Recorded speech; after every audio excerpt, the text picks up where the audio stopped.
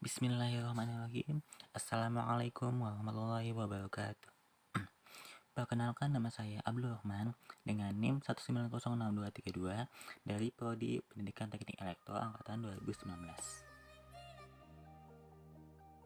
Baiklah, di sini saya akan menjelaskan mengenai materi pemasaran pendidikan.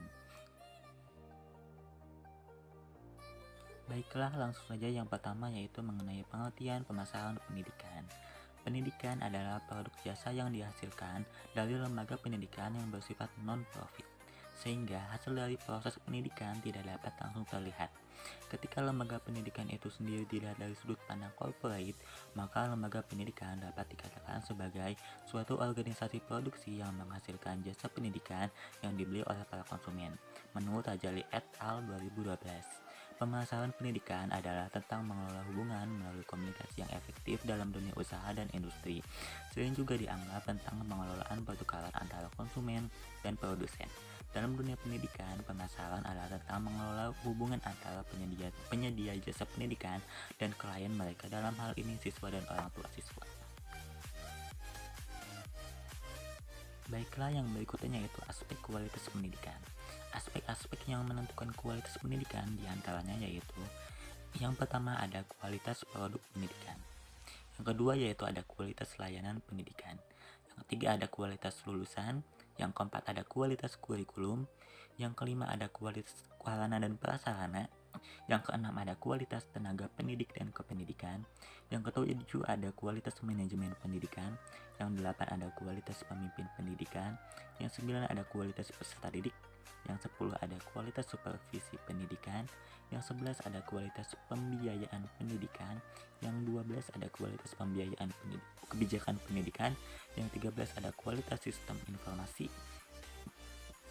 dan lain-lain. Yang berikutnya yaitu ada konsep dasar pemasaran pendidikan. Konsep dasar pemasaran pendidikan ada 3, yaitu yang pertama yaitu ada konsep pemasaran pendidikan, yang kedua ada tujuan pemasaran pendidikan, dan yang ketiga ada strategi pemasaran pendidikan. Baiklah, yang pertama yaitu mengenai konsep pemasaran pendidikan.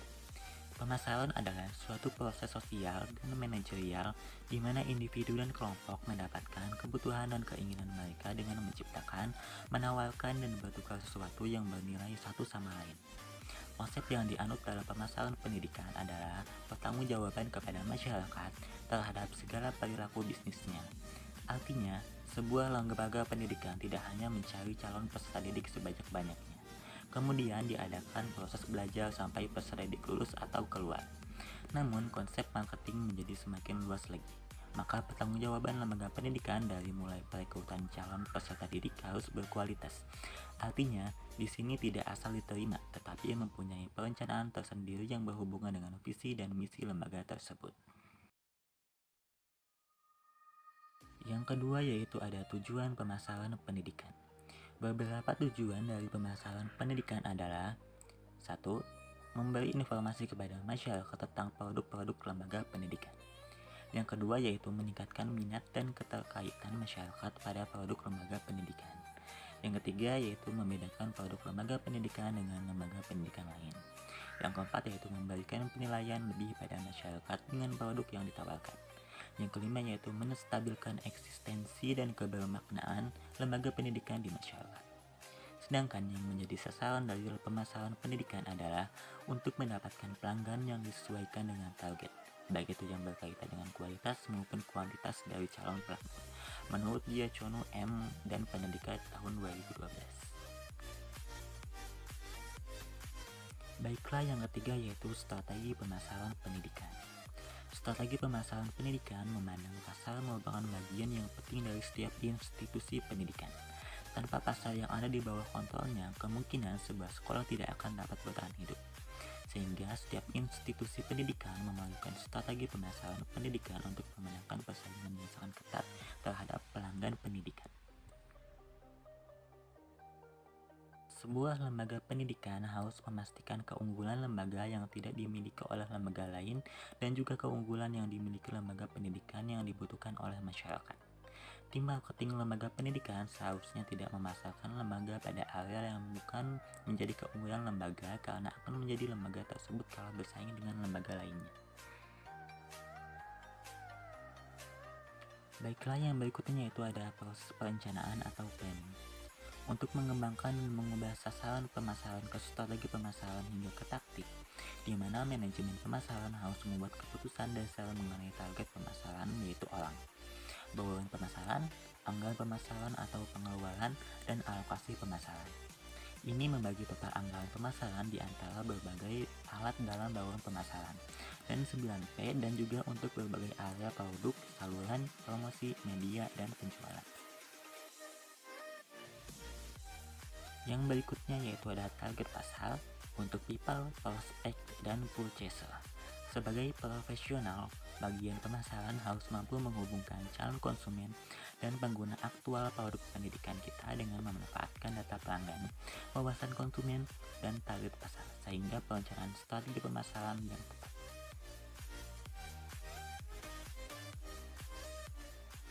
Yang berikutnya yaitu ada produk layanan.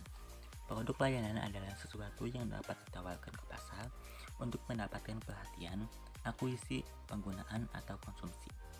Yang berikutnya ada tempat.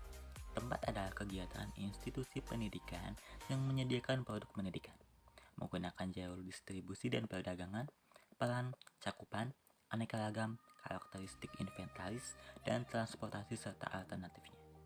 Yang berikutnya ada harga. Harga adalah semua aspek mengenai harga. Jumlah uang yang bersedia diberikan konsumen untuk mendapatkan produk pendidikan.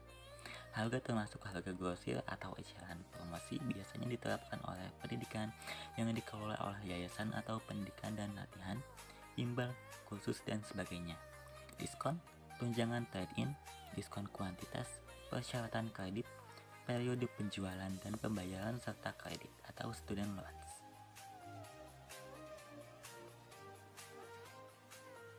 Yang berikutnya yaitu mengenai produk. Produk adalah kombinasi barang dan layanan yang ditawarkan ke perusahaan, kemudian ke pasar sasaran, termasuk berbagai bauran produk pendidikan, fitur, branding, desain, kemasan, ukuran, layanan, kontrak perawatan, garansi, dan kebijakan pengendalian. Yang berikutnya ada promosi. Promosi adalah elemen komunikasi yang mencakup aktivitas komunikasi pribadi dan non-pribadi. Kegiatan yang mengkomunikasikan manfaat dari keseluruhan produk pendidikan. Yang berikutnya adalah presentation. Presentation adalah tindakan untuk menyajikan salah satu dari 9P dan atau komponen yang berbeda kepada customer pendidikan, pemerintah, semua staf akademika, pemasar pendidikan, mitra, serta masyarakat pada umumnya. Yang berikutnya ada perasaan. Perasaan adalah perasaan intens, driving atau overmastering feeling, emotion in the planning, developing, pricing, promoting, partnering, selling, dan perasaan produk atau layanan secara keseluruhan. Yang berikutnya ada kebutuhan pelanggan pendidikan tinggi. Menurut Maslow, ada 5 tingkatan kebutuhan manusia secara hierarki, yaitu kebutuhan fisiologis, kebutuhan rasa aman, kebutuhan sosial, kebutuhan harga diri, dan kebutuhan aktualisasi diri. Seseorang akan terlebih dahulu memuaskan kebutuhannya yang paling mendasar, yaitu kebutuhan fisiologi. Kebutuhan yang lebih tinggi baru dipuaskan bila kebutuhan yang lebih rendah telah terpenuhi, menurut Adam Aprilliadi tahun 2015.